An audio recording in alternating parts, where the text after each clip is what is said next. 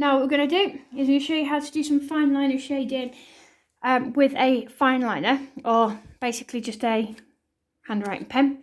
What you do need to do is make sure that the pen is water soluble, okay, as it creates quite a nice effect. Alright, so what we'll do is very similar again as we've done before, okay, very similar to the biro sketching, okay, where we just kind of sketch it in. Okay, and then what we do is you can, with this it's quite nice because you don't have to be quite as controlled.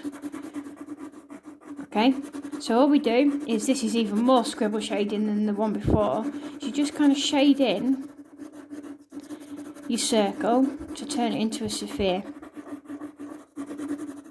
Now you do need to work quite quickly with this because the more time you allow the fine liner to dry on the page, the less it's going to bleed with the water. Okay, so maybe do a section at a time if you're going to work with this way. Right, and you do have to work quite quickly. Okay, so just put a bit more over here. Okay, and all we do now, get yourself a normal paintbrush with some water, just plain water, and paint over the top of your fine liner. Okay, now I am constantly wetting my paintbrush as I'm moving towards the light because I don't want to pull in too much, okay, of this dark fine liner. Okay, I need to keep parts of it light. Okay, it's quite a nice technique to use with a bit of mark making maybe. Okay, so rather than rubbing now, I'm just going to allow the water to bleed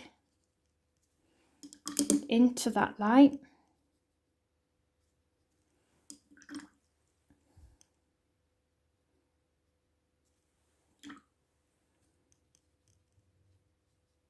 And when that dries, you should be able to see the difference between the light and the dark.